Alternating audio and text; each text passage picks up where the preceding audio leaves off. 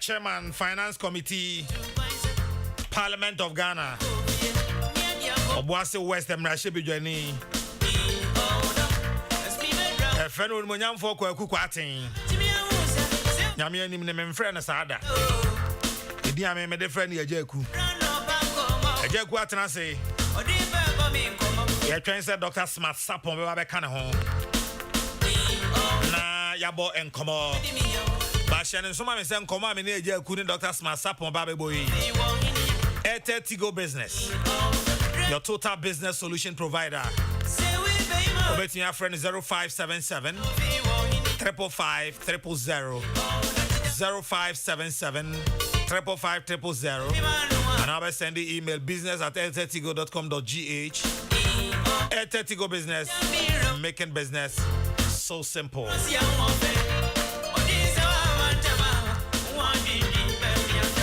Goil, your oil marketing company of choice, keeps making life so easy and ever convenient for you. Goil now accepts Momo for all fuel purchases at key selected stations. Just remember to Momo it at Goil. That's not all. You can also use your bank card to buy fuel at Goil, and this is made possible by APSA. Drive to Goil stations now, buy your fuel, pay by Momo or a bank card, and you are good to go. Visit Goil social media platforms: Facebook, Goil.official, Instagram, Goil_GH, and Twitter, Goil_official. For more information on the services stations, you can conveniently use your Momo. Goil, good energy. Goil, yeah, ADM.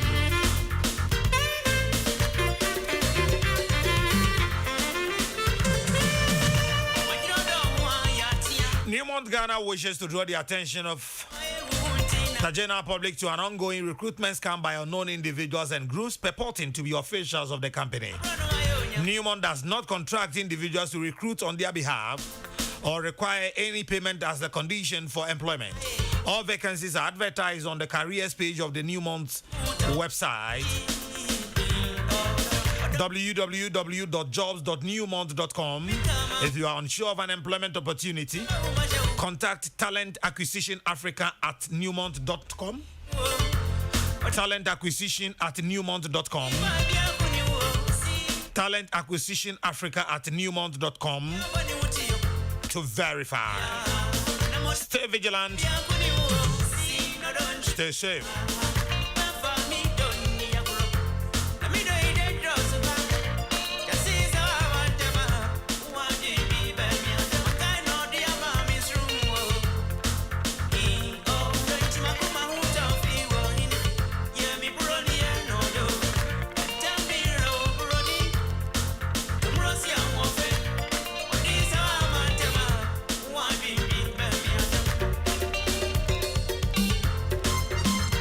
The Ministry of Education, through the Commission for Technical and Vocational Education, will be organizing the official launch of the Commission for Technical and Vocational Education and Training and the inauguration of the Ghana-China project on the rehabilitation and upgrade of technical universities and technical institutes. Date 12 April 2022, venue Kumasi Technical University, Adakojachi Campus. Special guest His Excellency Nanado Dankwa Akufo-Addo. Host, Honorable Dr. Yao Osei Duchu, Minister of Education. Honorable Gifty Chumampo, Deputy Minister for Education in charge of TVET. Dr. Frecheya Samad, Director General of CTVET. And Nana Reko Ampim Puku, Board Chairman of CTVET. CTVET is mandated to regulate, promote, and administer technical and vocational education and training for transformation and innovation for sustainable development. For inquiries, contact the following: 03122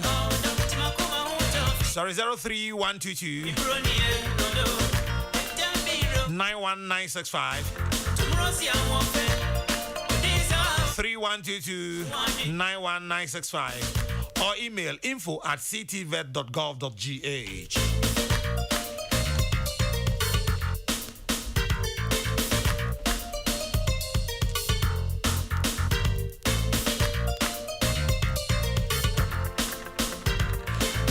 want a turnaround strategy, business proposal writing, occupational health and safety system certification, occupational health and safety training, test editing, general business consultancy, risk assessment, market research and data analysis, biographical writings, contact factors or factor 1 on 0243 189779, 0243 189779, or 0279 955 351, 0279 955 351, 0279 955 351, or 0245 017221. And right, man penny abedi His Excellency Alhaji Dr. Mahmoud Bawumia. Okasafa Ghana sikasem ho. The army abedru baby a yedru. Any the ebeya ibe free baby a we say empesi ejina ha. Eno na yeba bedi hun komo na no pay 0244 844488 0244 844488 adwenchene asembisa ni nyina ho ena wode befa na yabo enkomo senia enra nso so uhu no wonte ase ye wonsem a yemampani abedi echire kan no ene ne eka ho medical ka cho se oboase west emrahye bedwani ononyamfo kwa kukwaten wono ena emrahye bedwamuku ye hweskasem so no woda no anopei yezaka ejeku ewa ha yene no ebetwetwe enkomo na mebema na kwa be ya na mahu se Dr. Smart Sapon our Director of Research Kumasi Technical University and so ababe transie ayagu papa me hu wadi na enokre mi ba hase ya che kakra anope mechia atiefu nyina also de nka ha yo fiu ayo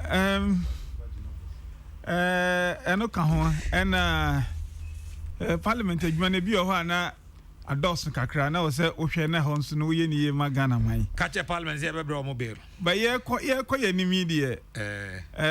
ye be peja kasa nim nti ye be srem no mama ya kwanya na ye ne etiefuo edi nkita ho afa mo fidie so wada je nko na ye hia say nya assurance ne say je ku be available why not ye be badodo enti enya ne say fiada na ukuada na brada na da ben sane the program na na atenas ni ahihye basi ya kana tiefo di adanse ya kana tiefo di wadanse freko anyway good to have you back Ejeku. Thank you very much Dr. Smazapon the cardinal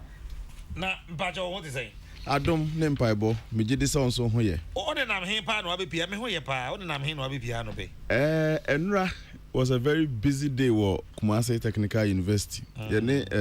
munuanom Simaf Ghana for ato kesa ye de ba behwa be peja ye nuanom o mu de cement di djuma mason for concrete block molders ni ade for ye be peja o mu nim de mu kakra se na be ya brano construction failure obeti say dan krake ebi krabu ya kwan ne ade nyina wuyi ya nsuo to ya na ese ne nyina san ahragu osan kokoye fufuro guso a enim se be fe ni news ye fe ni news that debate ni ba some few a year ago.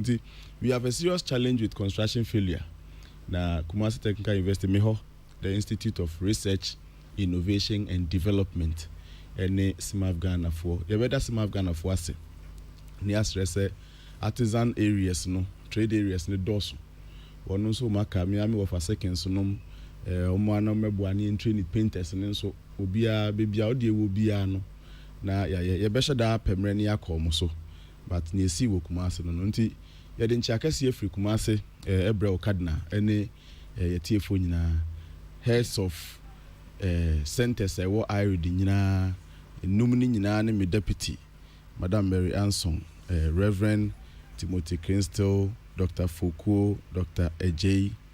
Kofi Owusu, Dr. Enimpenifo ni nyina damasini dwumaso amodi. The last one nyame aduma memendanso ye graduate the students are umawie all the requirements they need for the degrees they are to be awarded. Masters for whom, bachelors for whom, HND for mother non-tertiary degrees ni adensu whom. Ye bo mu nyina aba so we should be very well. Enti ya no pese obi sa ya me kwanso no no. Enkran so de mi anso mi fie Me ask me if you me enkran kakra o. Sao. Tema na metina ko school ye na ni adinti no. Ga ho nrio. Ko aba ga on bona ni. Nti kakra na anope ni na mu a ye da be pia ha sei. Akwaba. Ye ni. Oni papa bi na e fe no Kinedu the slave no. Papa.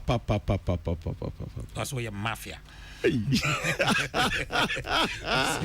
Kinedu as I'm going to say you're mafia. Again. So you're mafia. Yeah, very resolving matters. Ninya ba o china nyumre de na resolving nyame ti ase. Sao. Baby are very fine. Mate. Me chia one me amenu Samson kwa me nyamche ne hello team ni nyina Kenneth being the master planner. Omo boy juma pa e do mase. Enra so mbe cover bi bia ma yen kama. Yes, yeah, wa unua ba na ya kunedu mebo na ba so. The way I was coordinating the media and all those things now.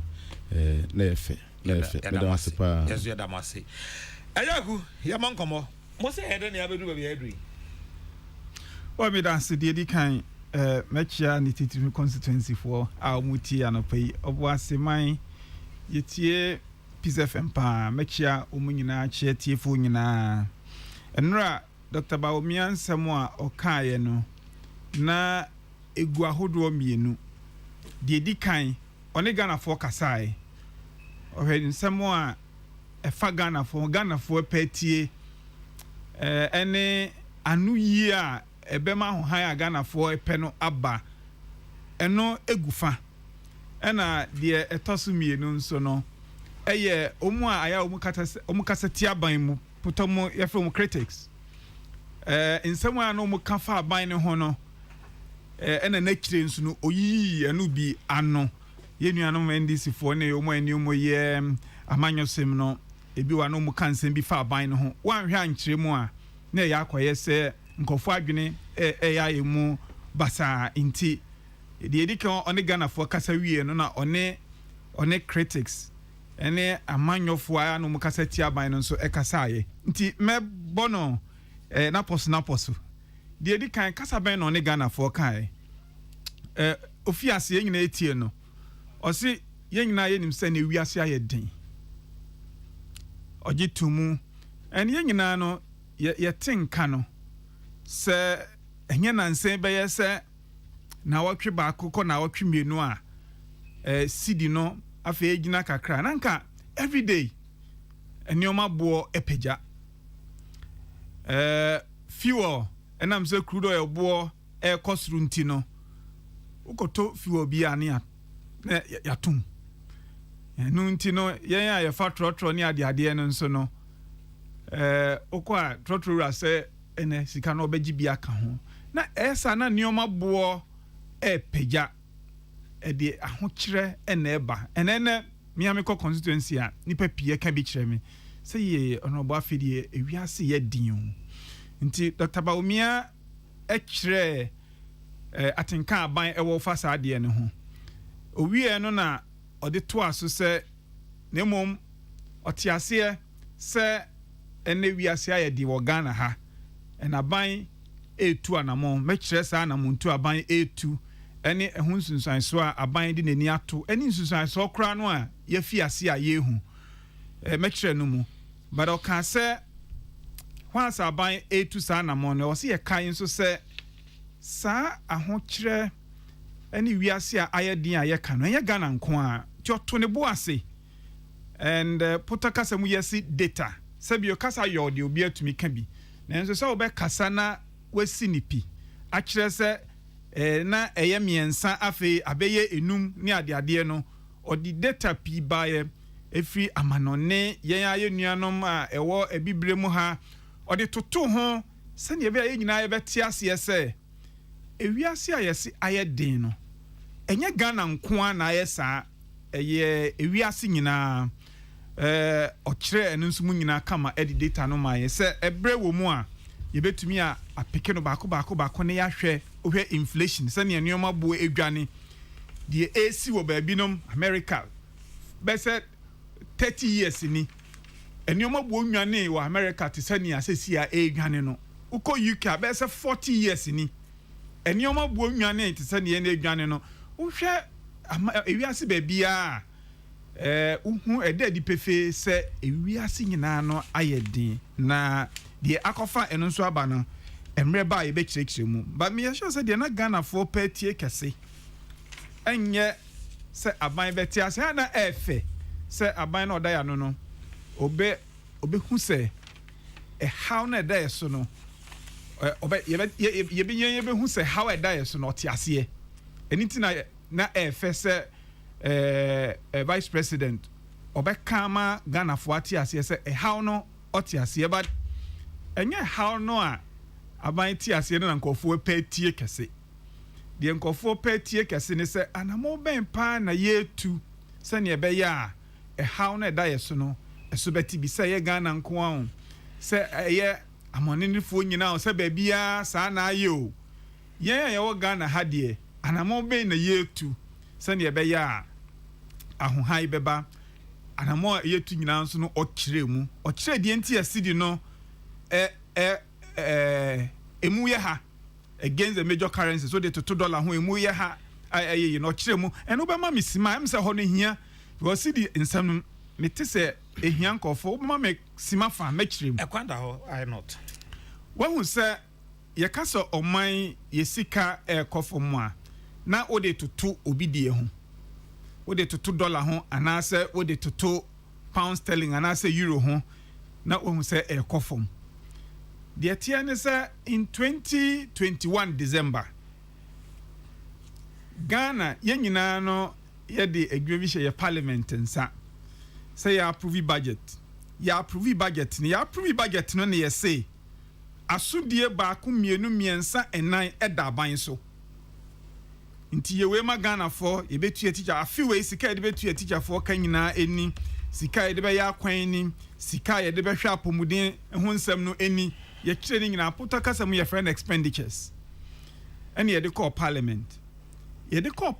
no ye kire mu nso se aban kire mu se ekoya ye be fa so ye benya sika na ye de ahwe your friend is saying ye de a finance nyoma yes ye pese ye no eno nso ne ye kire ni nyina mu na eba ka aban so obebo no parliament afani nyina na yadwen ko bankro mu se o se ye teacher for ka e wo se ye se o man ne ka da ho e na kire kwan e ka no e fa so e ba ye eno no ba mu ade yi eye critics na no nti me ba sa fa na me kire mu kakra ye de eto dwa no a NDC ni MPP ne ye o parliament na gitum se nioma aban pese oyema Ghana de hye ne de ni nyina ye eno ye fe no potokasa me ye fe ne appropriation ene ye gitum ba nipa ba kokora ni ho kan se me de expenditures we me nyintum o gitum ye gitum wie ye no na e wo se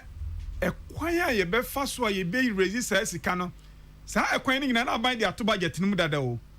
tire ye nim se sa expenditures aban so pay ekwan aban so be fa so resist sika no enie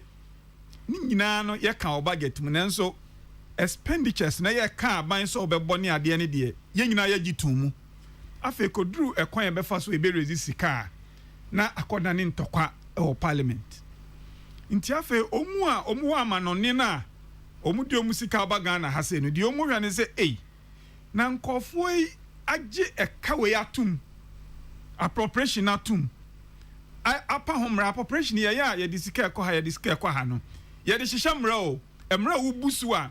etesane a wobu mra bia so ya ye no atum awie a nkofo eduru ekwan be fa so omu be raise sika na eno de ase omu entumi enye idie se me ye investor na se me de misika be wura Ghana e bia me de misika be to bonds ana treasury bills wa ha man hwe ye a ye koye nim nkofo omu be kire omu efise sika ni ho asika omu aka se omu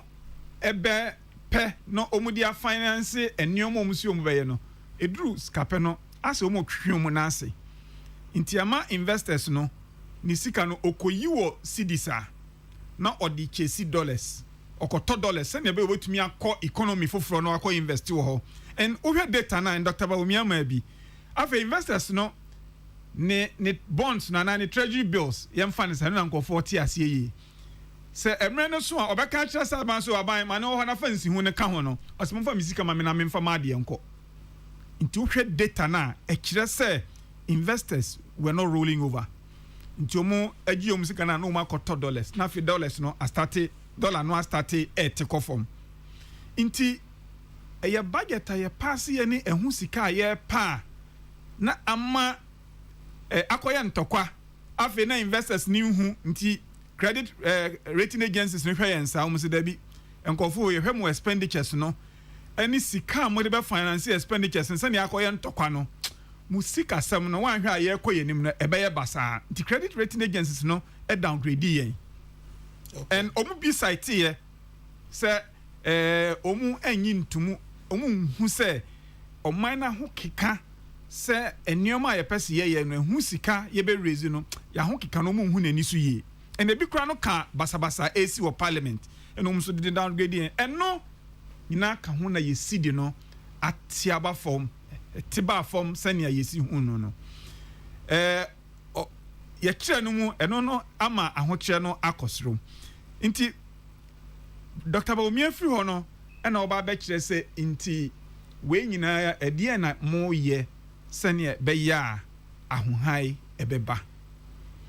enana mimisusu se eno na nkofo atie kase die di kan Dr. Baumia kan se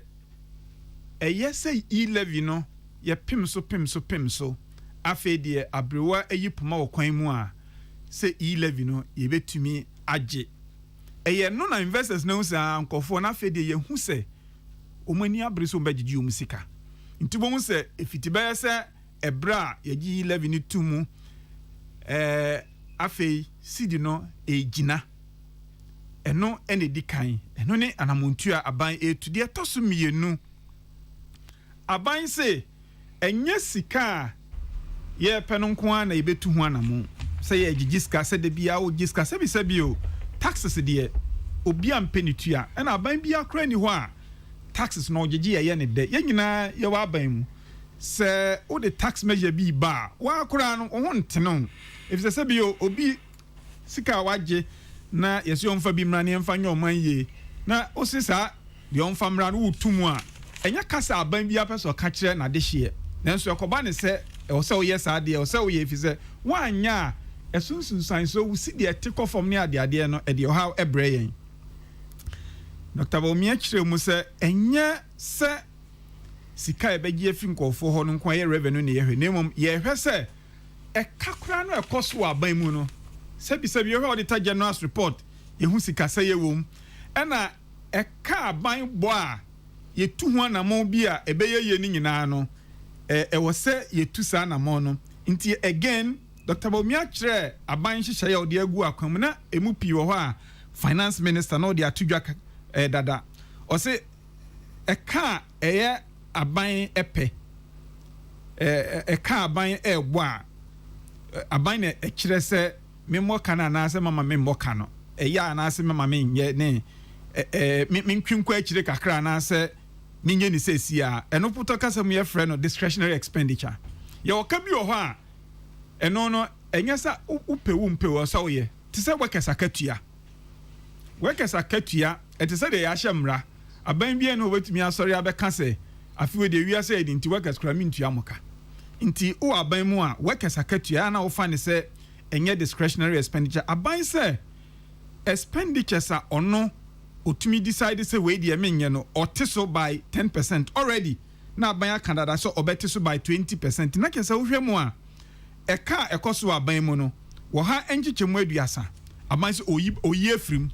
se ne be ya yesika ye benya ene ye ka ye bo no ebeben investors di hu saa ema omu areshemu se enkofo ye koyenim no omu sika sem no ebeyeye minister no eka eno na afi ye se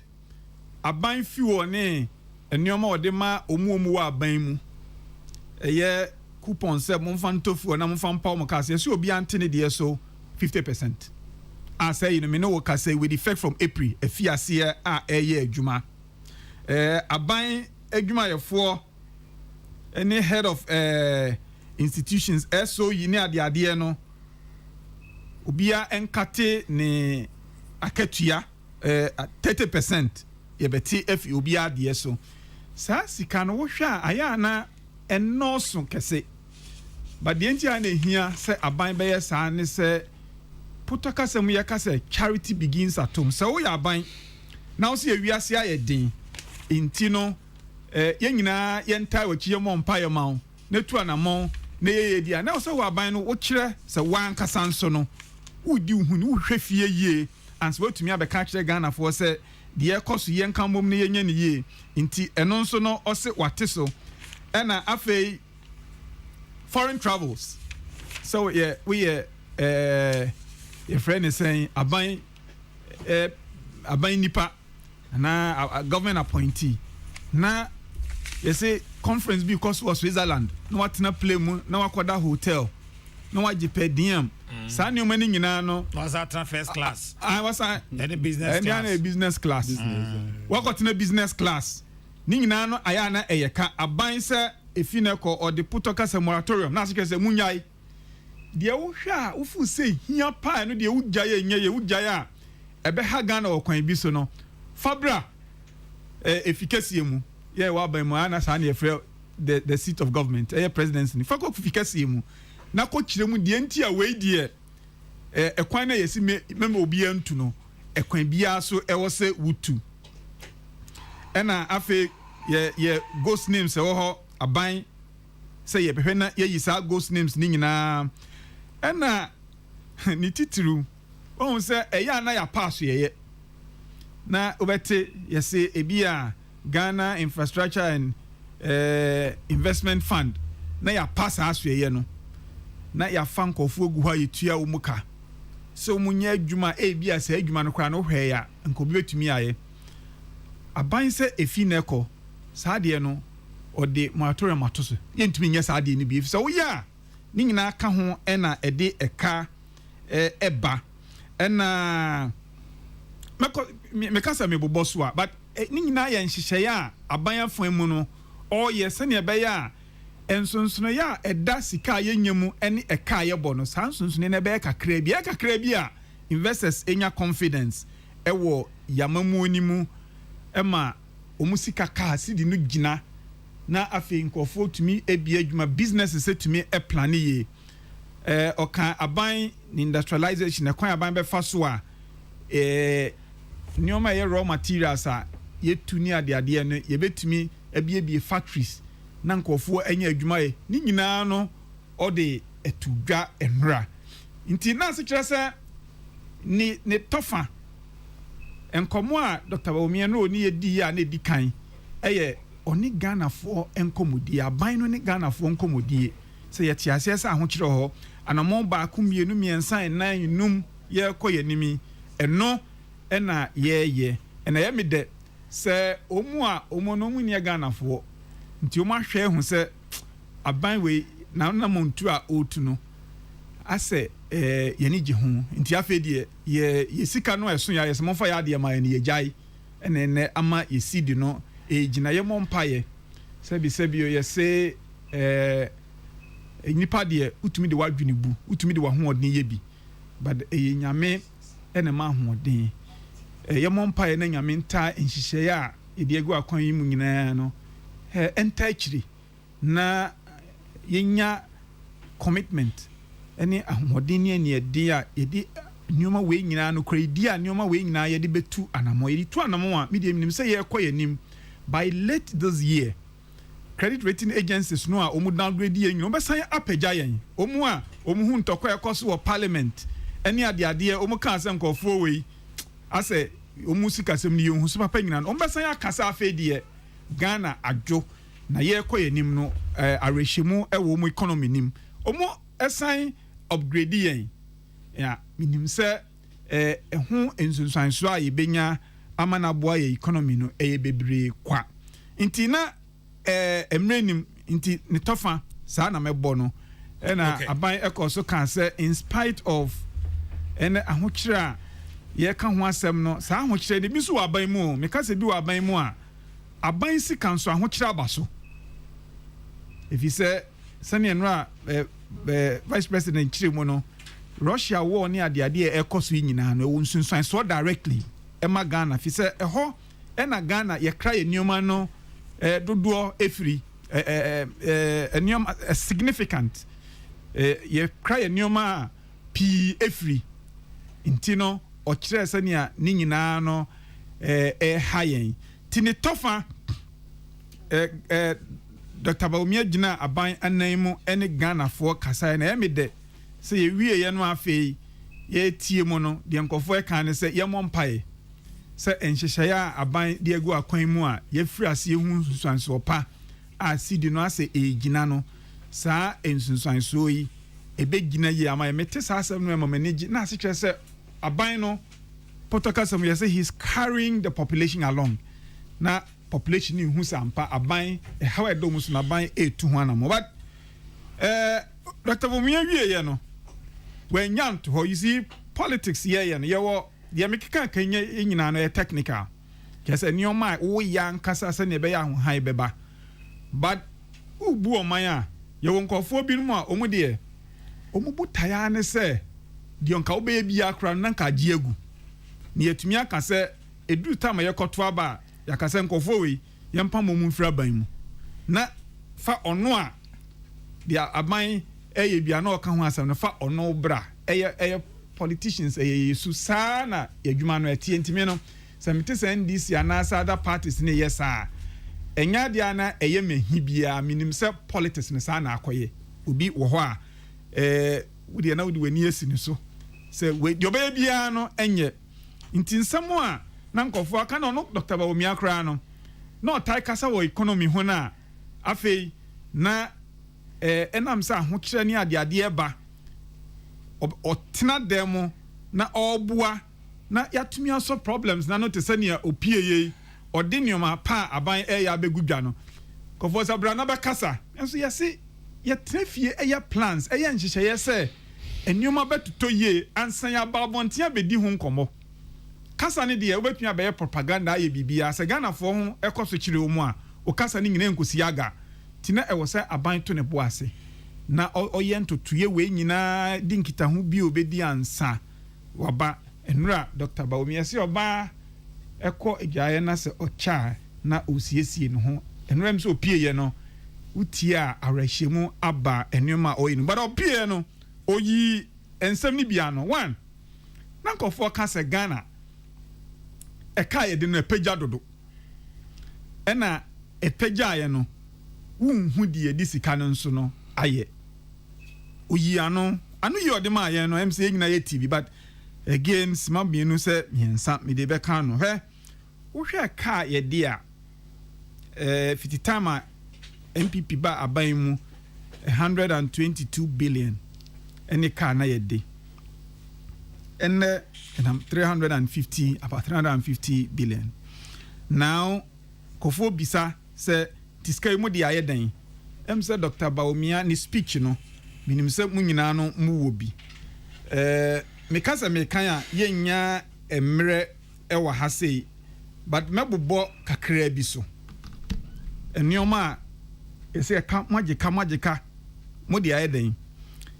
the edi kan construction of university and related dormitory facilities also menya pokwasi interchange so bi obefa ka fi han na konsa wo ma afa pokwasi interchange no wi a wasan na chi asa befa interchange no so na wa bankran no bedu nkran a waka se de aban bosin aban kora gini mi hu de ode ye no na ye no kora na ye mpese ye bedi ama ye ho tama Mpakadan rail line develop Kumasi airport phase 2 Upper East water supply project polytechnics technical and vocational training centers when ye enioma ye find say e tangible on say enioma ni bi o ho a enye tangible bit say secondary school improvement project enioma bi no ma wo ye secondary school curriculum ne ade sa enioma no o ka ayana enkofo hunti no se ba political debate say ya unka eno kese but ni nyina wo Dr. Baumia speech nim obeche bi lamte interchange e kanibia upgrading and enhancement of technical and vocational training centers by 10 places ɛwɔ Ghana ha sei yesi Ensano Juma University yɛmfa ne saa sɛbi enyo obi a na betumi ayɛ doctor ana enyo obi a na bɛyɛ scientist ɛwɔ sɛ binom ekosua Ensano Juma ebin mu abrochire ɛwɔ hɔ paa 10 centers ɛne yakɔgye loan na yesis 7 bridges in the north fitama abawe ba ebusia waje Ghana Secondary City Support Program Tamale International Airport completion Bekwai District Hospital modern and equipping of selected health facility Tetekwashi Memorial Kibi Ebri Etibie list me bubo si so far the American enu 10 list no ekwa kodru yeng na yo speech ni bi wa uni bi no ko internet so ekwa kodru 117 enioma aban na dia na ni kan se sa loans we nyina na eba mrahye badwam ema ye fo so aye kire de koye enso no eduru politics kasa no a yesi na loan kra mo giye no ye hu de of course se na misi kan no ana koye politicians kata we ya no free ho a the other projects aban eye a eye yesika ye nya wa ha ni bi ne de oboase anwa kwanta kwan eye oman ni sika ni bi ne yakofa ye de yes akwan no oboase town roads ye betumi abobo so a ni nyina no kwando kwa mikrom ni ebremu ofuasi kuma the four Belgian bridges trifi praso tamale yendi look me see ade obi ampe speech ni bi na nioma loans aban na gini nyina no onhwe na okina obi ebie na no aka se na mo agigi loans ye hu de mo de aya wano kra no atumi afum kakra but eye public debt eye kano menka we mfa entwato na minsi hwe aban we baaye enioma bi na aban no beto ya ekho na ye public debt edru de yedui de edikan aban we baaye na oman no economy no na IMF program na IMF bailout na aban osisu ne sa de na akadompe into the economy no koma abrofo se mo amamu a me kura no me kasa ankofo nyindi potokasa me yese ye compare policy credibility into momo wa ha de a yen Ghana for ye ka bibi aban no bagye adi enu nti no na nioma pio ho a aban no entumi enye de toso mienu and asem we me ka bia me kind of with passion if he say idea enye NDC politicians nkwana etumi ye say yanhwe na yan call out nkofo a MPP aban we kra na say dachi MPP aban enipa wo mu a sade we anhwe ye ombeye bi nipa boni de nipa boni bi oba bia mo hu de friend SS capacity no Ghana ye hia enyama hoden because you enough na wakono akoka kire broni se bra na besi enyinama hoden ɛho akade mfidie ɛwɔ ha sei na yɛmfa nka de Ghana yɛwɔ no ho a yɛde yɛden ɛno de enye nkɔfo asem de nkɔfo pa ne sɛ konse contract nipa boni sign contract o je ho kickback o sign contract no a o se ade ne de ne bo no 100 million but ka kire book mu ne ade ye be sign say 150 million US dollars 50 million eguso no aya brefi na ye nche we obi a ana ebi wo ho a nipa epre no ho say ye sign contract nyina de eguso a odi bagu ni botom nti na oye and ade me kan say e o se ye bie ani ka efi say me nyini say NDC fo nkwa na betumi ya sa ade no say yanhwa nso ano a NDC fo MPP fo ebetumi aye bi sesi ade aban no ba ye no a ohun ne sa no contract ya ye nhia enyinama hoɔden a ye nhia ne akosan ho contract say ho kickback ebeje nti no say ye wi ekwan Ghana fo ebefa so atua de enya yasem ne asan contract yi bebre na afi contract ne so ye san ye no me ye no tietia ye frɛ no take or pay say abrofo no anim say Ghana ban ade we ohia nanso ye de say osi ye no mra ne ye mesan na say wo fo ye wie power no na say power no usomo wan somu ho kan di obetua Ghana ban president mama penso say yate mo de yen sign ene yesen sign ade ya to ho take or pay MPP ba ban mu no afei contract nyina ban ko fo no say ewie power no meje power yin so yen hia free say de ye betumi a consume ba bia ye de anyinam ahoden facilities akwa ye betumi a consume no wo kan nyina bomu a power na ho no doso dodo wo kan asem we a mate ye nuanom a no mu wa ba mu sa tem no ma anu yi o mu de ma enese na ye wa adwene bi se ye beton bi ena afenso ne ye wa adwene bi se ye be ma Ghana mpuntuo kese aba na mpuntuo kese no eba ye be hia nyinam kanea mpuntuo kese no ho adwuma ene o pese oton power ema obi a e so ni nipa no kotena na mudi ano na hu price a obeto na okra calculate se menso no power no mi produce a sign na be cost me nti price no nipa no so de be ma me no eya na se nye ansa why adwene kra se obe sign contract se yenchi enyinam ahoden e wo Ghana ha se ya wo kwa akoton unya nye sa negotiations obi akra nkan kire na me ne wo kasai ye neighboring countries no power ho cheaper sene ha nti sa enkiremu se na ye pese ye ton obi no enya nokre ena de tosu mi industrialization sebio daba ko ne ye de nka wo twen ema demand no eba na we clear in your mind say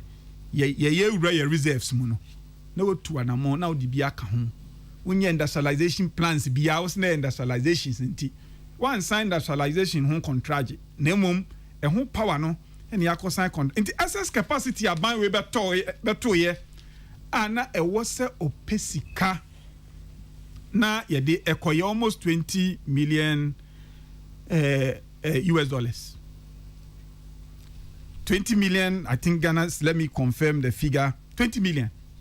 I'll get the figure for you now. A year SS capacity charges. It was a buying way from Tama, a buying way by Wetia. We no every more. Again, a buying way a buy na 2017, 2018, 2019. In many respects, na amamu onu koye. Meka se koye a ahokyere ne nkofo ka ho asem no ni ho. Ahokyere na nsemu apagya enioma boa apagya kese no na eni ho. Die na yehu of course the gradual enioma ne bo apagya nkakra. And uhwe ekwan economy no efa so ABS ne no Dr. Bawumia kan ye no a na growth ye be so mu na edida a little over 3% na ya double no na bibia kire se oman no enye heaven de but de ye ba mu a de ba ye ntie de ko IMF no na ye twi ye ho afri mu. Okay, me de manusi me wi sesi a enu nti no 2019 ni nyina yenim se strategies no ebeboa until 2020 covid bae no de how bre e binum ka se IMF my say World Bank my say so mamisima ba ko mienu me de be boni tofa sesi ya IMF my ska World Bank my sika Mr. Mo sa sika ba ye ni nyina no na ye loans na ye loans a ye betuaka emu grant kakra bi. And IMF any World Bank na nye Ghana nkwa dia ya mama nyina dia ye ntumi nkukuro musika nyina ne mfa mechewo Ghana na ye loans o say yete no ase covid e de how p ebre yen apart from covid de how bre na wo say nke expenditures ayem plan ye PPs a obeto security ni ade no covid angasa so ema sika na wo say ba no ama efise ya shati borders ni nyina ka ho wo de no eka excess capacity no ho now they no ka financial sector cleanup 25 billion Ghana cedis 25 billion Ghana cedis intino na ohwe excess capacity eina meka ye no a na ekobe se 20 billion Ghana cedis What they can't COVID on planned expenditures one over 50 billion Ghana cedis. In fact, what the revenue shortfalls come one, when over 60 billion. What is her? And you might me and Sawi make a financial sector cleanup. Yes, sir, Obi Goko security to do Sikabako to ho. Sir, private man no and own kipi the drumra opa or the eno anyone see who no amount. Now, private man no ebe first cano diakoye bibi fofro. Afe ukoso on for Sika Mawa na aye din.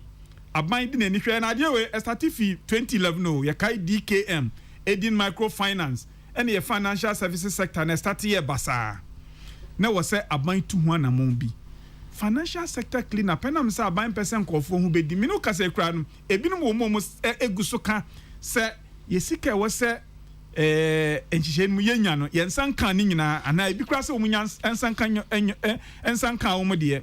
nanso 25 billion Ghana cedis ena aban edi awuram he sa wote excess capacity charges contract ya sign enam kickbacks a ehun hia senke ye be sign wo de ka de covid de ba ye no ho now they can financial sector cleanup eka aban ebo senia omum di omusika ko gu ho ni bi benyo omusika over 50 billion what free yakanimu a yeda to GDP eba from pa nti ne tofa anu yi a Dr. Baumia ogina aban na mu edi critics na no ebi eno no minim se besan anya kwan na makasa bio ti nti ne tofa kra de mekanise nra Dr. Baumia oni Ghana fo kasae o kire de akofa nansen mu ewiase aye den wo Ghana high o kire mu o kire na montu a abantu o kan ye nyina nso yehu bi se afei ya sati hunhu sunsan so pa oni Ghana fo kasa wie no na critics ne de economy a ye beso mu se ne na sitie e ka ya de ye de aye contract money a ye beto ye financial sector cleanup na o se de covid de ba ye no nso no ni nyina nso no o ka di critics na no nti ne krakra no we ene enioma enura Dr. Baumia oditudwa yo we enura enema Dr. Baumia oditudwa Honorable Kokrokoo aten na oten nka no se ye ba round 2 a asema mepe ehun ya no afi ho ene se wo ka say o kan banking sector cleanup and who say Obiti Professor Stephen Adeyaka say it was not a smart decision. Say a car na oho at the time and I'm cost clean up near 9 billion. Now we spend 25 billion. Some they clear 9 billion mess no. Now on this say a smart thing and necessary number one no. I feel almost when I'm on Biaka say and now Dr. Baumia smartly e-levy or doje one can e-levy who has yeah. And also so ya sama e down ti about round 2 a mepe unya no efisa efan mi no Honorable Kokrokoo me da say for submission Dr. Smasapon great the cardinal yo Dr. Smasapon ebebam sesi about mamen kai mo say usiafo enkomo aye de bremu enyina no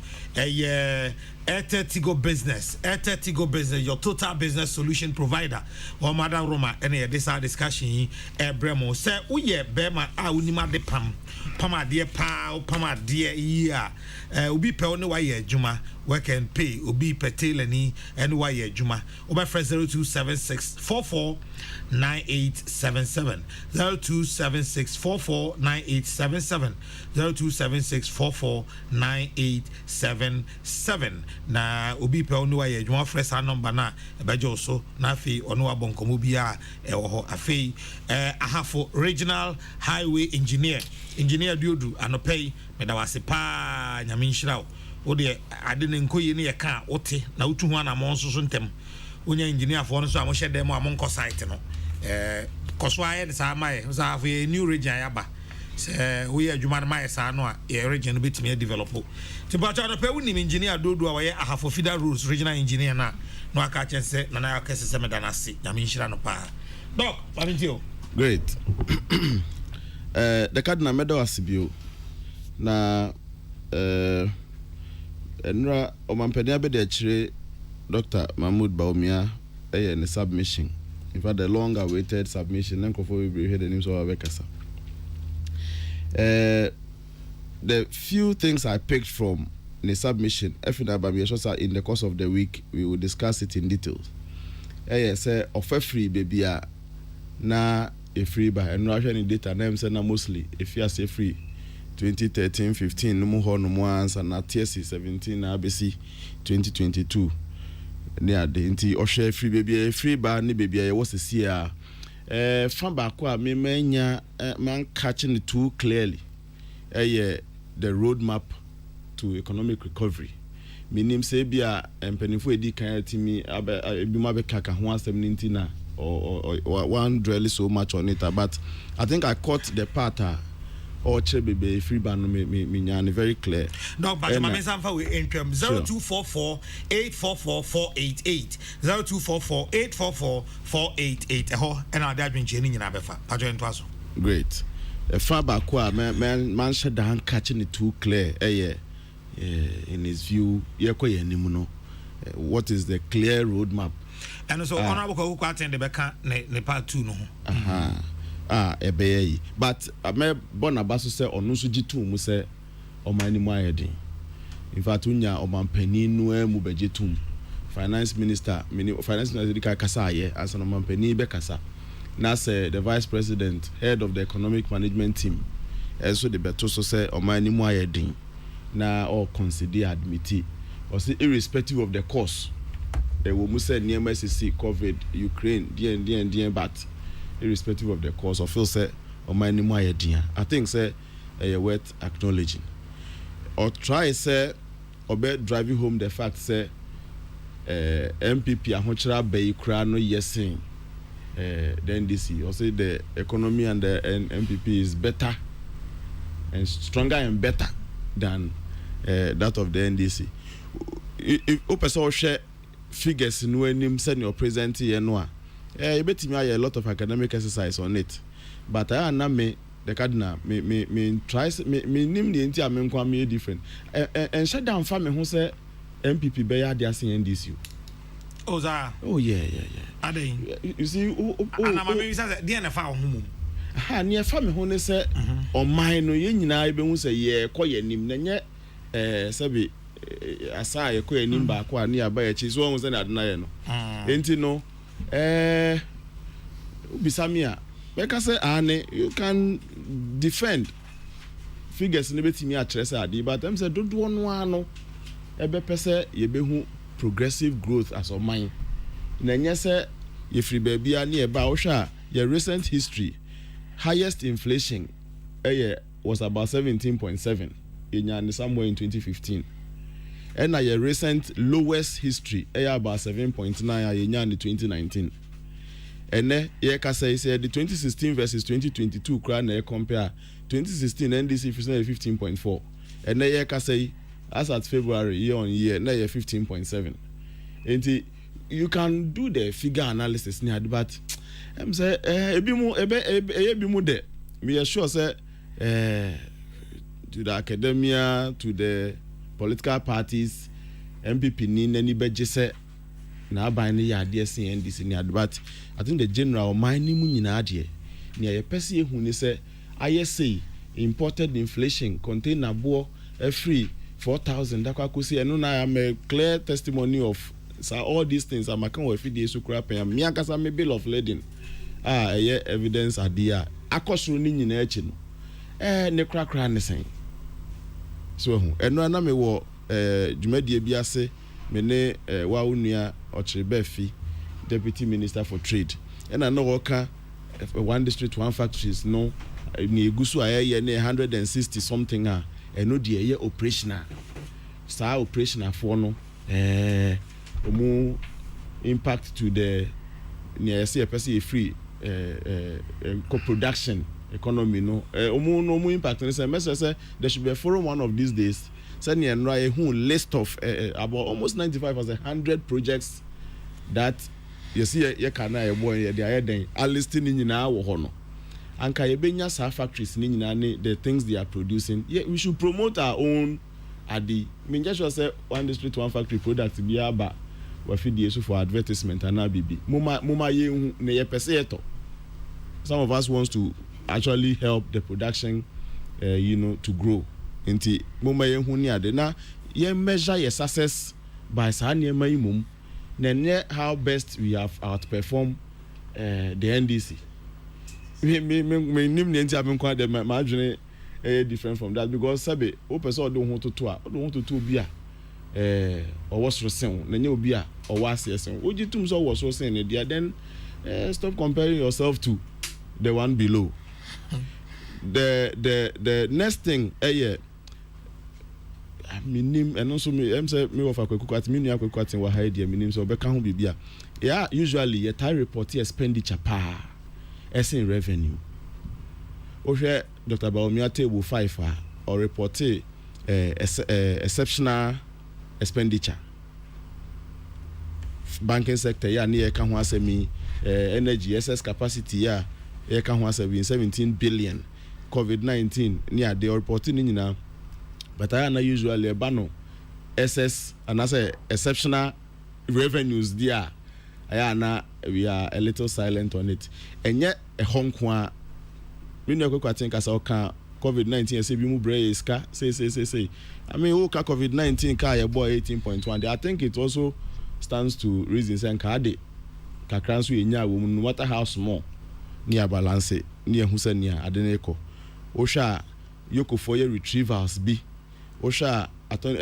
Auditor General's department menye sure say irregularities ni nema e ba ye report ne ho losses yenya no yen retrieve mu bia but the next year Auditor General's report doesn't report the retrievers as if we didn't retrieve any. And yes, I think that nationwide as of mine now we should report the detailed revenue, the list, the minutest revenue report. I think that yes, we like reporting our expenditure more than the revenues that we make. Dr. Baumia can say onona dwene die the flagship programs no nye the source of stress on the economy. Or feel say yes niema especially financial sector cleanup no. And OSHA figures ne there no cre. Say financial sector cleanup no kwaji 25 billion there. Now say flagship programs yi nyina na 15 and say 16 billion pa. Then it stands to understand say some of those things into me the photo na me dey ma say o man ye nyina ye dia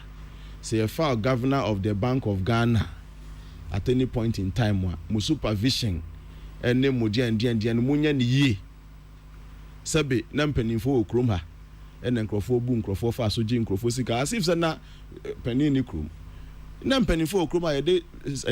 financial we na sha omonsa yes so the once the bar ubenya 20 cedi time frame important time frame no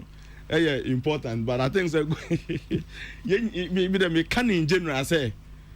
at any point in time meaning say me Penny Addison and any team mo ya ade they might intensify the supervision of the banking sector near there and local banks ni mo a o nya ka bibi o say hey me ko na Bank of Ghana for by Bank of Ghana message say ento aso saa na yensua bibi mfiri the past but Dr. Saponwi sa ho no me wo problem kakra wo ene say ye betime de adwuma ahye obi nsa even say obi a wo Bank of Ghana supervision division ya wo kan ho asem say ye ntua na kate say e be a branch manager of rural bank and be a because ye nim say be wo no a specialized area with all the largesse about with sa position yeah adenti ayema ye bo ho kasa na ye say yes adie we say fama ye absolutely na say nipa na ya mpase wa transia ye nhwe ha prior to 2016 or before 2016 say nipa na transia ye nhwe ha no ma bedu 2017 ye hu say SSC asan tam ye 25 billion nge betimi akọ capital expenditure yeah. Na ye de kokotua wo negligence no ye de kotua ho ka na say nipa no te wona ya anye ne hwe a what are we saying serious nti ama ye mu bi me say me one of those things I me feel say minim say microphone mutimi tuatua mutu you say white collar crime no na ye coordinated I say microphone bi wo line so a they are coordinated and I me because we cried the 2017 and ye 2020 besine me mumu de me shadante any of the A4 and penny for as you man near the show Musaso Munyano near the Ayo Mubia. And I'm making everyone. Apart from the head of the Bank of Ghana and the advice Saudi Tibejia, Ube Free Hono. Sabe, me sure say Bank of Ghana governor no 2015-2016 no. Ono kwana na yehwe so be say adwuma no. Omu maka no mu ho no. Ono ko de emfanse na aban de ne ko. Omu maka na they still in the system and who is watching over them near there. I think say a serious issue. Ye nyina yenhwe na yenwene ho asomai because say betimi aba say ye betena se ahwe ma it seems so in secret o. What say ye can pa grand scheme bi near there so bi an can say me hu say on Facebook niema bi nanam ho say ya yewura say Sam Jonah investment then be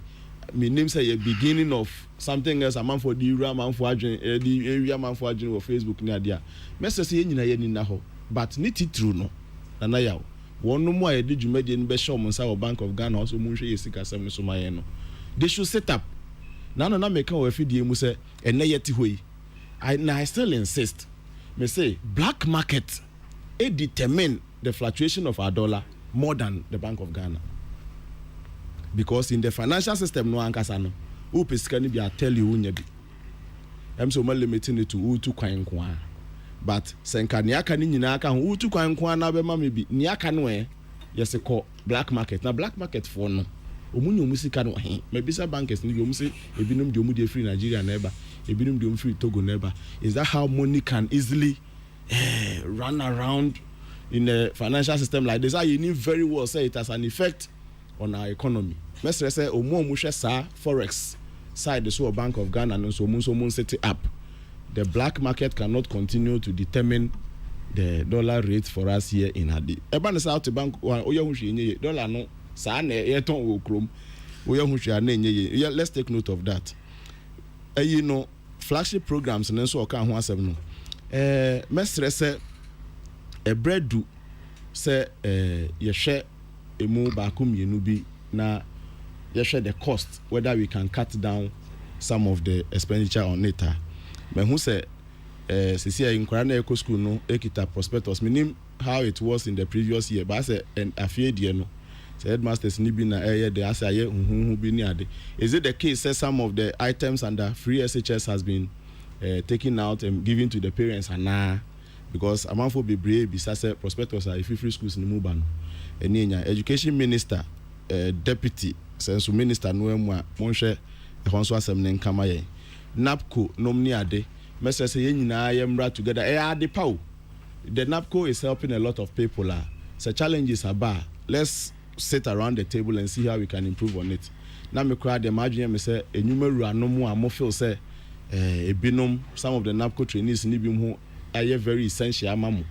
Me example of Mia makra bakwa minim no a oye ICT e wo Kumasi Technical University wa ankwa adwuma as NAPCO trainee a ye de ka akokofa ne ba munim so ye very essential course e be ba ne so ni ade adan na saban kwa na nya skantu a ne ka monso adwuma anom no monso asene o ma ne nyina dia we can think about it. Then the last a year me kan ye eno no me fa say me hu menim say me nua kwaku beka kakra ka ho but mesre say nya finance minister beka ya e ma setimi ba mu a ye betimi atete government's own expenditure so by 3.7 billion or so say your kind ni nyina chi no ye behwe na ada me kwa the na me kam say ministries ni bi ni ade if we can combine them some of them and free yi kakra mo so mo ho ka no ebetimi atete so those ones that comes into my mind immediately fisheries. I thought say multiple expenditure na agric minister eco na another minister ono so ba for farmers day kronoa na munim say ni nyina ye farmers fish farmer ni crop farmer ni munim say ya the why are you presenting two ministers? Bakunya deputy in charge of fisheries, Bakunya deputy in charge of say is accepted. Now for the same program, two a day. Can you imagine local government program? Now because of first sanitation, another minister is there as sanitation. Why are you name say sanitation is a local government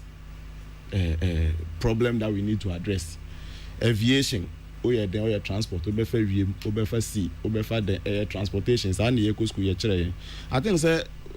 difficult times require say be some adjustments within ade aban no abobo bia so a ono ni mpani for fuel ni ade say na me Kokrokoo kan ama about 3.7 billion. Me very sure say see emerge some of these things mum ko share be mu free bar we can save some amount of money so kakra. And the general overview of Dr. Bawumia's submission, there are things you can't take it away from him. As a doctor, as a professor, I question me and my microphone. No amount of crowd would put me under pressure or freely would deliver on the camera. Now I think if there's anything you can't take away from him, his delivery, his demeanor, or arbitrary for the speech, maybe also serious, maybe also kasa. Let's stress in the beginning. We shouldn't dwell so much on what has happened in the past after 5 or 6 years in office. For me, NDCA say no, Cardinal, it is losing its relevance, if you ask me. And NDCA say sincerely, Cardinal, if you ask me, it is losing its relevance. Let's focus on where we are now. Now, and KSO spending more time on the roadmap towards economic recovery. What I'm saying, man, shut catching so much like that. And you know, kakra me debe about that submission. Mate, kakra de ho eno no mpamcho Mike ni so se be ya muzum betie de etiefo ede aba ene na mo men kan kakra na afi mi wi amajamu ede ama ejako akuku aten se be ya obetimi acheche roadmap to recovery. Senior Dr. Smasapon so epe no. Those one says, good morning to you, the Cardinal, and your crew this morning. In fact, yesterday, the digital vice president made fantastic submission to the good people of Ghana. We wish he could do more to reduce the suffering of ordinary Ghanaian. My regards to Honorable Musa Amin. Okay. We Ifri Kamel Kasim Ewo Tamale. Now, this one says, my name is Critical from Tatale. Good morning. Some customers died because of their deposits got locked up. Some bank staff too lost their lives because of pressures from clients whose deposit got locked up, and that was the reality, and that compels the government to embark on necessary bank bail out. And also, I'll say regards to Honorable Mavis Howard Compson. Kwame Sapon says the vice president yesterday addressed his address lay bare the difficulty that the country is facing. My problem is, why didn't the government initiate the measures to mitigate the problem earlier than he did? Also, the previous government did Ghana a great service with the unused energy that we continue to pay. That is the surplus power capacity. I think Ghanaians should exercise restraint, since with all these difficulties, Ghanaian children still enjoy free SHS. I am Ernest Duku from Daboase. Kadna, Dr. Bawumia spoke my mind yesterday, as he really spoke on almost all the sectors of the economy, linking it to digitization. Why must you address the nation and keep mute on the so-called e-levy, of which it is the only current problem making Ghanaians cry? How I wish 2024 had come earlier. Richard Enchi Nodibaye. Now this one says, my name is Opesika Agudi, Kwadaso constituency youth organizer hopeful. The economic messiah, Dr. Bawumia, has again shaken the foundation of the NDC. So I am not surprised that the NDC guys have gone into hiding. We dare the NDC to come out to counter him with data, facts and figures, and not their usual mere propaganda and noise making. Greetings to Chairman Ordino Kokrokoo Apia and Honorable Asante, aka Sika Ubush, Bosomtrin constituency, Sika Ubush. I am very excited to the fact that Dr. Bawumia has come to speak to Ghanaians on the economy, to give hope to Ghanaians. As for the naysayers, you can't do away with their pessimistic and diabolic attitude. Sir Mark Edway Ifri and Sawam. Nanaya, the government of NPP has punished offenders in the banking sector to silence them. Boama and Koko and Odiwe Ebae. Robert Beko in Kumasi says, all hail Dr. Baumia, the economic guru. He has spoken. All the haters should stay silent. The West NPP is far better than the NDC. The alternative is very scary. Greetings to all Kokrokoo listeners. Jeffman will say, Ewo Atonsu. Now, Schiffman says, Cardinal Dr. Baumia has made things clear for Ghanaians to understand our economic situation, and I hope the NDC will now appreciate things better and stop the unnecessary criticism, all in the name of seeking power. Hi to Chairman Odinoko Kwapia, a.k.a. Koka, Ashanti Moses, and Honorable Joseph Asante, a.k.a. Sika Obush, incoming MPP Bosomtwe Chairman. Ghanaians are grateful for the exceptional leadership displayed by His Excellency Nana Dankwa Akufo-Addo and his competent Vice President Dr. Baumia, especially these difficult times. Uzana, Edway, Ifri, Cape Coast, and whatever. Maybe I can do about 2-3. Abbas Amogobo in offense says, is the Vice President still talking about track records? The only track record Ghanaians understand and know is that Baumia, as the head of the economic team, has messed up our country, and nothing good works in the country anymore except hardship. This one says, Kadna, did Professor Ade give solutions to the problems customers of the different banks were facing? Zakaria Ebuakwa, Majani Nyama, Honorable Kohukwati. Then the last one says, good morning to you, the Cardinal. The good people of Ghana were waiting for His Excellency, the Vice President, to talk about inflation and the current hardship in the country. But he rather came and campaigned for the MPP on digitization. There is only one thing the government can do to increase our GDP, that is to alleviate import and to increase export. And also the Ghanaian should patronize made in Ghana goods. Good morning to my big man, Lord Mystico, inside Bandai. We are senior prof and on the free Takwa Ebaye. Honorable Kohukwati, that's what I say. And Dr. Smasapon, and so Ewaha. I have round 2. Me know if you see maybe say 2 specific questions. Say, I'm for say E11 no. Ya sheda until man penia be di chiri. And once and papa bia wakan he. And 2, Professor Stephen Ade so I can say. I moye bi mwaka. Na sa wo de 25 billion Ghana cedis. Eba kwa claim meza 8 billion Ghana cedis die. Na je say deficit of bears eso. So we need 8 billion. We are 8 billion. And we so 27 billion ebi umpa. Oh, ebi umara. Meyano. The dikan. But that can send me a. And I'm a member ways on Kahoma, and I feel ocean what we need in Abum Prequamai. And I won't you say, two boots and I'm with free honor. Say, Mosa boom composition with chia. Two boots no. Moman or Hanke. Ebeboa. Especially when Yadika.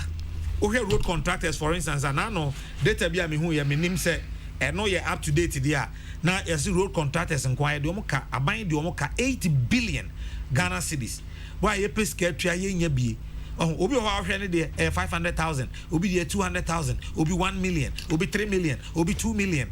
And until my acquire contractors and Domosa Kenya Aka at the house is here. On Jin this say road to Mosanche and Buma Beboa. Some of these things, Ministry of Finance, and I was almost a year. Met me at Shema found. Did kind Dr. Smatsapon can send I think a futupa. I was saying politicians saying, I know. You're from Waba. Me end well on the past. Me sure say Ghana ni BAT NDC I say near the end. And ya dear a shedder in here. The open one is a baby a gina no hifan yeko. And a quine banner me first saw me who ever high a futupa and idea we had Dr. Baumia speech no more. And untina ni speech no in 2 parts. And someone a Ghana for kai. Or chese metiases a huchro ho we na kofaba we na ye yes and ye beya. And untino dear no di kind. But Doc, the truth is that in a politicians near ye pre to me. Inti say one to me and say me betu ye no de o kase tia me no di ja me ni de me nso ma ye ni a nkofo pi ha no madwene yo mu se ene be yen se economy ni kra oji wa IMF no kra obaji ye no na ewo wiem pa wo na wa be se no nti fata se ye be di nkita ho afa eno nso ho ena Dr. Baomi akra me tie ni speech na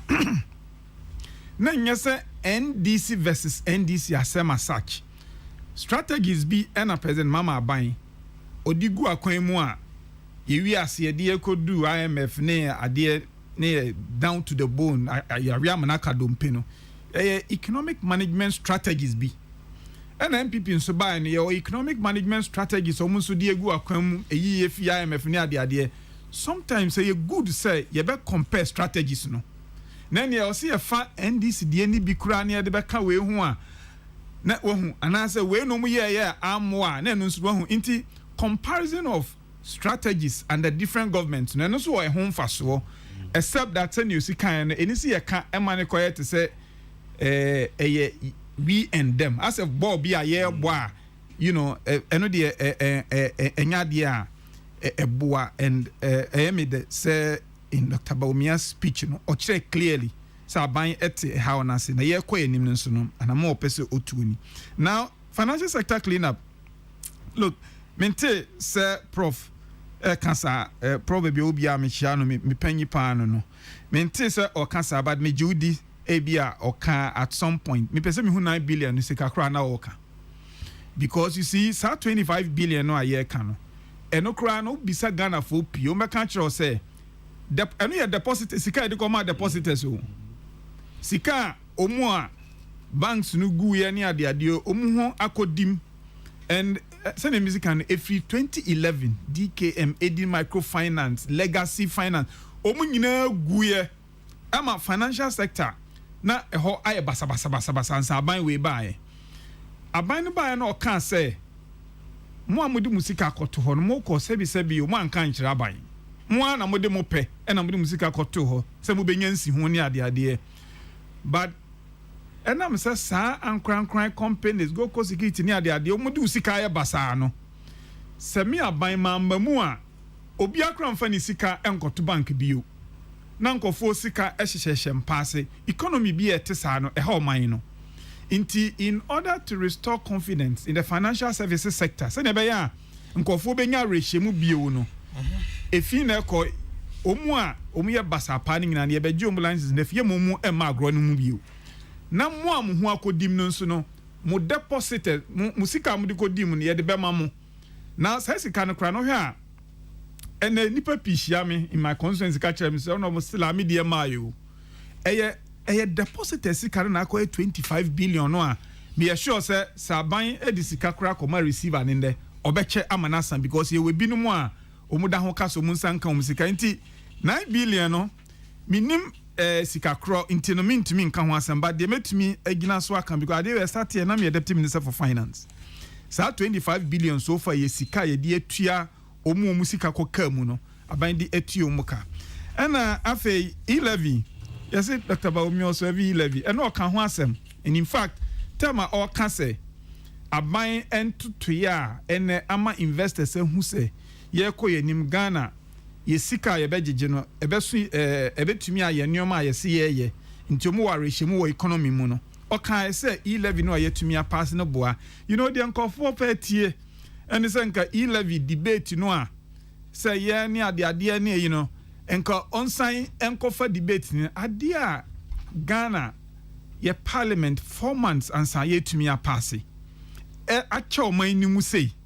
edi basa ba ya pass ye wie wo ye dan a ayemra ye de ba betu anamon nka Dr. Baomi ansan kono nkofa all debate no nka ne nkosi sen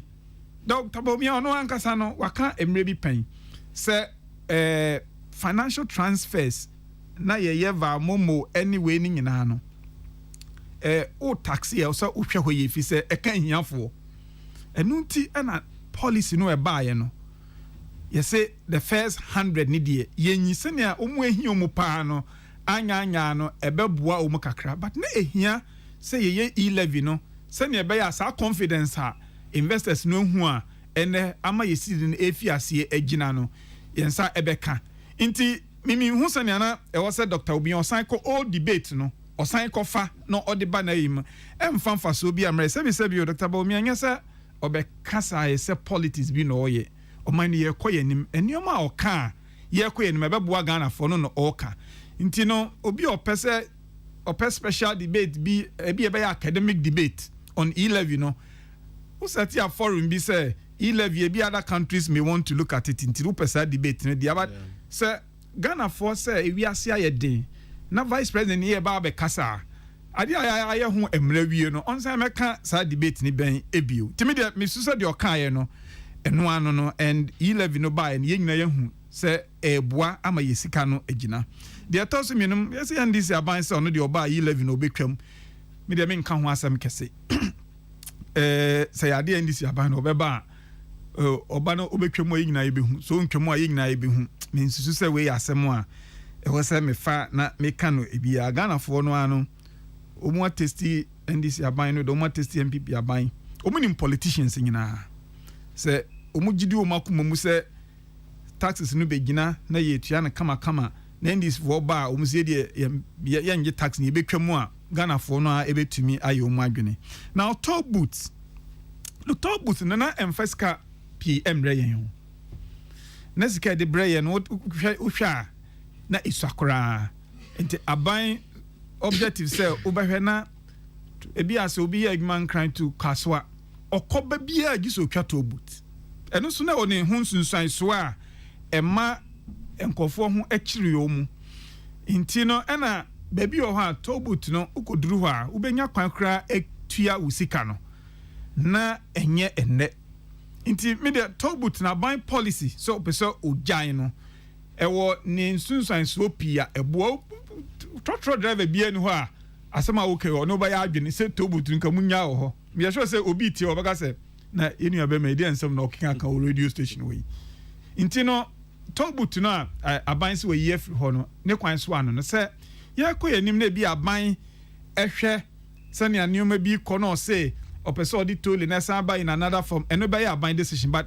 me ni aban panyimfo di nkom even though sisi ya me wo parliament me ni aban mu no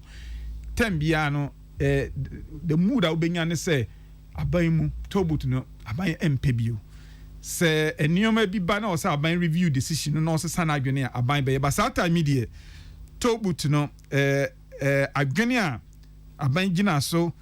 e kan say yenya agege no sa adwene no eda ho ewo ho enya de aban de babio and me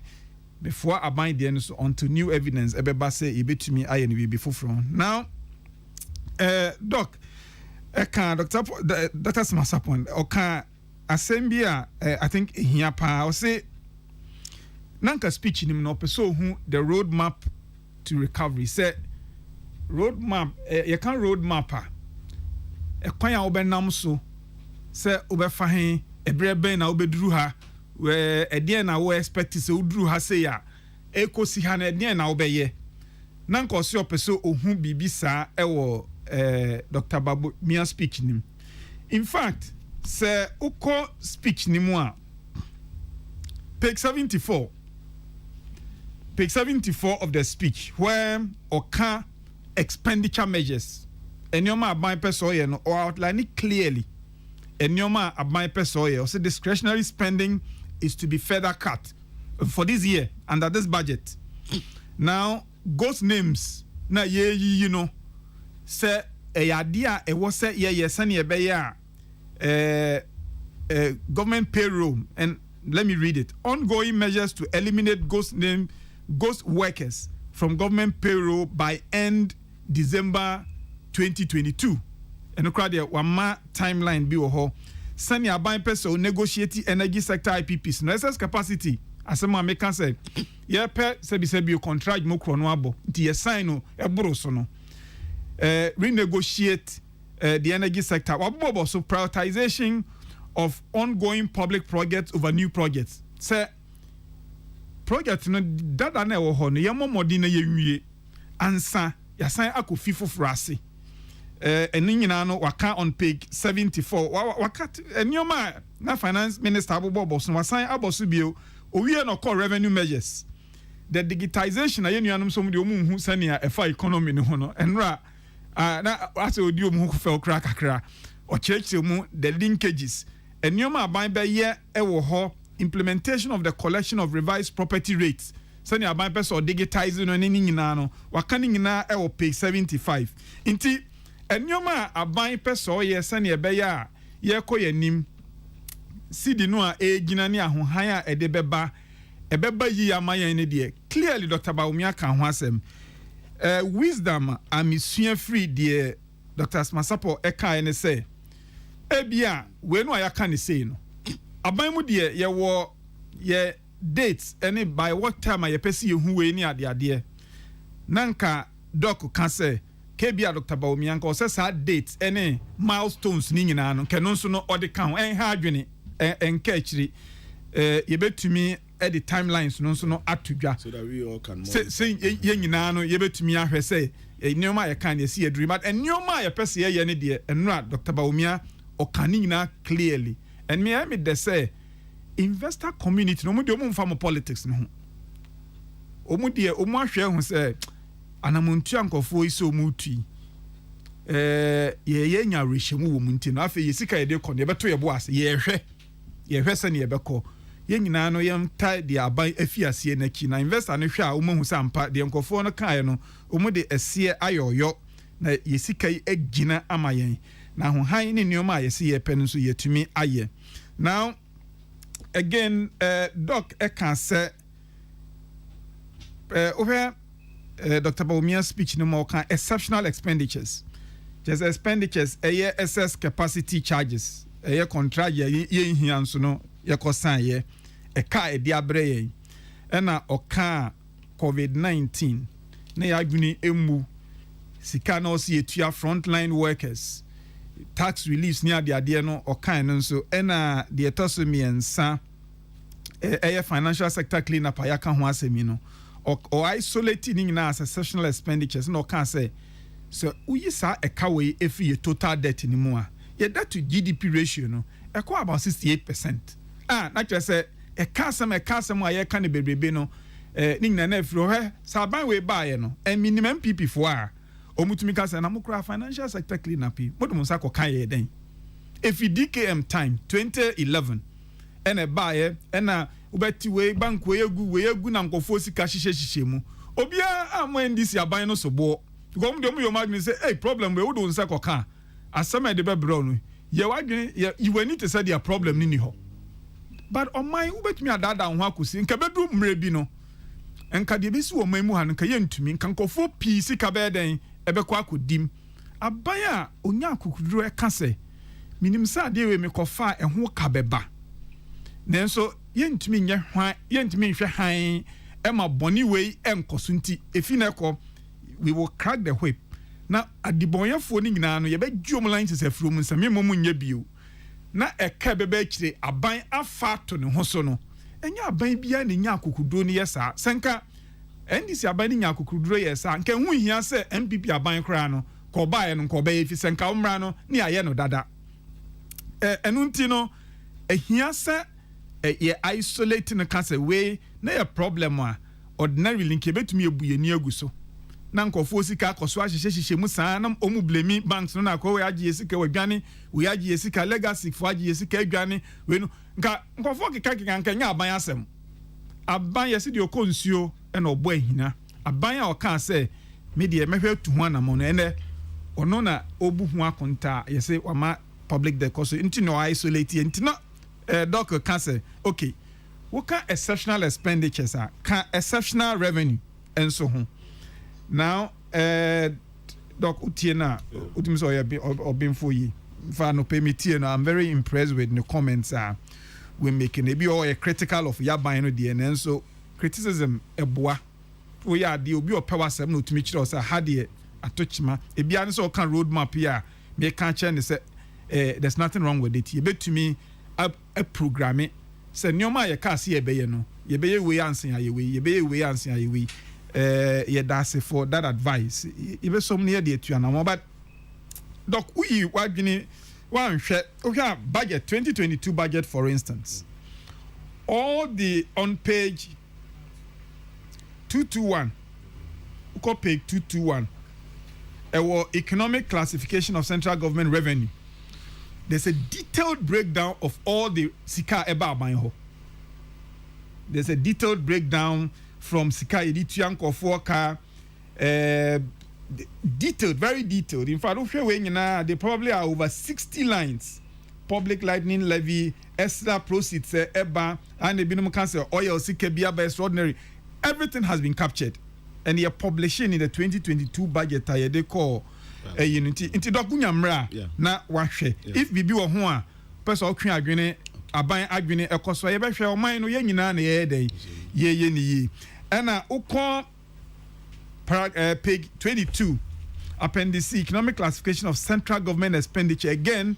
we break it down expenditures ni nyina into great detail. Ni nyina wa ha. And ukon 224 page 224 omo tieme omo kita budget ni bia no betra to akire o ma refer page 224 enema financing ye share wo revenue sika unya ena wa ma details of expenditures awaye gap no ekwan ben na wo fa so na wa finance budget man ye frɛ no financing uko page 224 and also no wa chemu into detail the Eurobond edebaye the yede kwa kotia ye hoka eka no your interest payments and ye wo de yede kwa kotia eka na ye interest payments a ehun si hunu na wutietua anyway binimu a otisika na wo de akotua eka no ankasa na afiri ho uba page 224 of the 2022 budget statement and economic policy na bind to mrache babiam no a wa kire ni nyina mu ho nti doc Mr. Wunyamra na wa hwe nti dia me de betwa eto an se indeed dia eno Dr. Baumia kai ensem odi tu dwa no na ni fapem ni hia kese ene nkoma o ni Ghana fo die se yeti asiesa ahokire wo ho ahokire nye Ghana nko a wakire evidence no nemom enya Ghana nkwa no nkire se eni se aban etu ho anamo aban etu ne eni ba ko mienu miensa nine doka ka se nka all the timelines no ka ho bre be ye yi a adwene pa ye behwe na ye de no etu anamo wakire de be ye no nyina and ye me de kese ye koye nim no already city no na e follow bebre be ko fans in fact city se senior Dr. Baumiana kae se we economy no betumi aka bibia afa ho se wo fundamentals ni ye weaker city no be expose you we see the interface between wo economy any nkofo economy no any the exchange rate exchange rate no be kire tinanse no a amansan ehun se nkofo na approve expenditures but sika mu ne be kwa akoye ho akande ne de omo enyanti asema parliament kra na adane ntokwa no ye nyina ye hu ensunsanso enya we yisidi no eso me de se fiti abra ye pass 11 na Bank of Ghana for the measures a ekwan umbefa so no ma yo ma famu de Minister for Finance so efa ekwan obefa so aye ne de no se CSD no afiase egina de metumi aka e de atwa to an se Ghana for yemfa empaibo entai enhyehe we echi so ye NDC ni o ye MPP ni o CD no so etiko from ebi count nti yemo mpa yema aban no on succeed na CD ni nyina ne ye ho ha yen edu election time a campaign no de ebe den ye be ye obi abeto ama na ban ope ba bebi egina de empire boy de be tire ban na chi na ya fi ye ni na good say doctor no mitie se ne anopro kasa na dum so ma fi o mani anamo bi aban betu no no mo e ka ho asem ye fi ye ni aban tu anamo bi na ye hwe na emwa na wakan so ye wa aban mu sebi o ye ne kase ye betu ye be ye adwuma ne de but ye nya perfect ena epokura no ensuo etogum aban no ye dan a nyansa sen na wo mu a oje kakra efiri baby de ka ho a eboa sa criticism zo nyina aban be fa no in good faith na de ye be ye na Ghana fo ho ha wo mu ye be ye minim se ye na Ghana fo ho ha wo mu a election time dura na ye politics no a eno kra no e ma aban kasa no esote efise nkofo no ahu se ebra oman no COVID-19 any external factors wars ni ade ema Ghana kwa ahohiehie mu no aban tu anamo bi na o kɔ n'anim no yehu sɛ saa na mo no de yɛdwuma mfa me mpaebɔ kɛseɛ ne sɛ by the end of the year your credit downgrades ni nyinaa no credit rating downgrades ni nyinaa no rating agencies no ɛnam nhyehyɛ ayɛyɛ no ɛbɛsan aka sɛ Ghana afei deɛ yɛnya ne downgrade di mo ɛbra na mo 11 ni adeadeɛ no yɛnhu mo ani so no sɛ si adeɛ yɛhu sɛ mo ani abrinti no yɛsan pagya mo ɛyɛ saa enioma pa ɛde bɛbrɛ ɔman wei no AP nti deɛ mede ma no bɛsia ne sɛ momfa mo mpaebɔ Ghana for momfa mo mpaebɔ na momfi mo ni na enioma aban sɛ ɔbɛyɛ nyinaa no momfa mo ni ni akyiri na enye ye magana nyinaa Medas His Excellency Dr. Baumia, an honest heart, laid bare all the facts. NDC must dispute it and stop insulting his person. By the way, I disagree with Dr. Smart Sapon on his assertion that referring to NDC's past record is irrelevant. It is simply stated in the code, he who calls for equity must come with clean hands. Sampine, Honorable Sampine, Mayor, and what this asem we to Asia. Dr. Sapon. Aye, Michia, Miaminia Sampine. Okay, something because okay, very well. Yeah, Michia Nepa, Mihun Nache, Samia me Kokochiana. Namidi Chatua, near Dikai, Honorable Amma. Very good at the explanation to Niana Mehesheno. Now, Mestre say going forward, Secretariat I one district, one factory so no. You see, industrialization by Anani here party to say ye de eba be see near maybe a crack free abonting anemu. Otra Togo cry ye ni city wo ho. Inti yensu ye city no, see a protecting and yes near ekoso bekoso akoso depreciation ni adinti niema ye nyina industrialization ni adi nyina no ni main goal ba ko pa ne se e ba be si niema bi aye krafra ma no ni anemu aye import substitution enti nka brano kakra na aye wie no se kunfi a ni production capacity yesen how much of the soft drink fruit drink market no na e omu share Omu substitute what percentage by this time? Then I ban betimia anka in the next 6 months or 1 year. You betimia cut it down the importation of fruit juice from outside. Ebia by 50% and ABB. Now yeah, they know your target. Their massa one district, one factory. For no secretariat no. Say near Kadia mubede buasa factories in Mumetimia yes adiano. Mufanye. Then we can measure our progress. Miami of Akofi Jumaya ya dear war Gihok. Still you go so crab rofonsa. Or buy ya wapeja Jumadie muno. What percentage of foreign beverages ena wetimi aboya me say one on the market share cry a same basin near who say oh in the next 6 months here see me pushing no. Near my alcoholic beverage importers ni nyina ba on one table. There na mo penti a still mugu so kwa brochire mo fa mo specification nimra yen hwese betimi this video ni bia ma papa yi e ma na ye wa ha na we can keep the ini wa ha sia anka bebo aye nyina menim se na mo ma henom ne cocoa board for ya there with chocolate and sa Milo products no ni ade. I think going forward we should have a report of tier there so say because me kai very few years ago Ghana to me imported chocolate products worth over 80-something million Ghana cedi near de enti sana na me hwese going forward they say de near BCC year e betimi ama yetimi measure your progress because yetimi nya import substitution right e bebo aye nyina vehicle manufacturing companies na eba nyina ye mo makwaba. What is the package, what is the plan, for how many months should we expect them to substitute the spare parts are man for Koko Kradi by Inina because we be anyone masabe at the end year wa hase na wo ne hwena no ha ya ufri aboso kan ko baby factory we ya you own fa plane na se mutimi ne spare parts for Asia den sa na mutai ekra ye be bia ma mo ha ya se Toyota aba ana se the Nissan no mo ma buy kra spare parts kra ne timi de start here ne hu se ya cut down the importation of spare parts by this. We can meet and talk about it. We also groups, spare parts for our union. alcoholic beverage importers, then there will be our year. Then we can gradually be measuring at the yetimi taking care of import substitution pana dollar ya and ya jais and the trade near the bebreno a beboy levy na me fa manunsi me bomu de say science acceptance a model fear there will be a little shock. No wonder you say binum you mu ye withdraw so mu yi omu near free you so mobile money so near de a shock ade ba foforo bia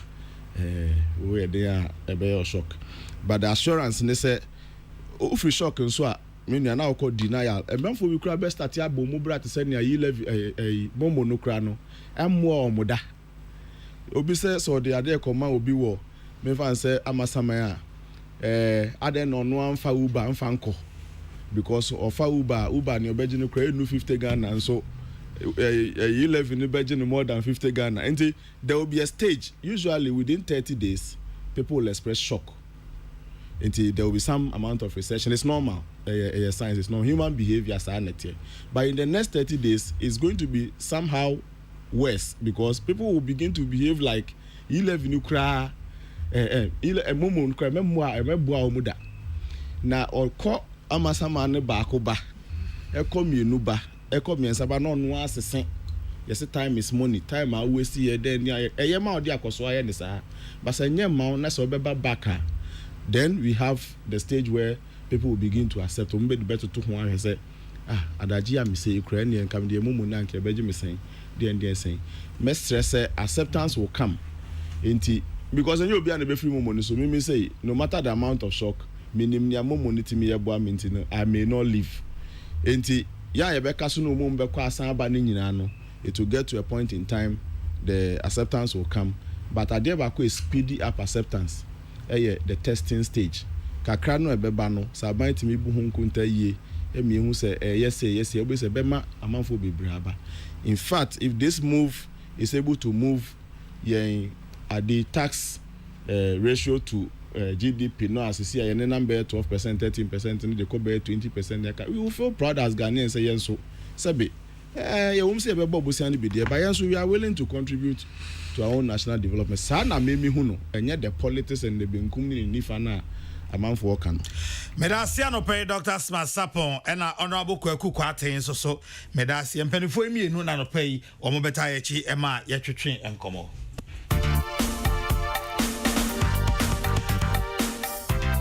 Mr. Samson Adoteria Yatafra Shako or Accra High School. Happy birthday, another Fobi my war. Sami Auku, the Director General, National Lotteries Authority. You celebrate your birthday on Sunday, and this is a special request from Team Kokrokoo to you, Mr. Sami Auku. Ofie, enjoy when it comes. I will share frame in an orchestra with you, frame the Cardinal. Dr. Father Dixon, Kennedy Asante, or sales of Fokuja Sante. I'm who Ben out to me and Senie. Stephen Bafor, Isaac Odro Peter Square, Pretty Joy, Michael Jarara Fat, Odia and Kan Kwame Yabo, Mamibia Makwafu, Akosia Go Abuaje, Nanaya Konedu, Damunyanasi, if you are from Nanaya Kesse. Ubet me, I'm from the Cardinal, Mijama Kofi Kumbas and the Royal Baby, with the Radiasum Jama.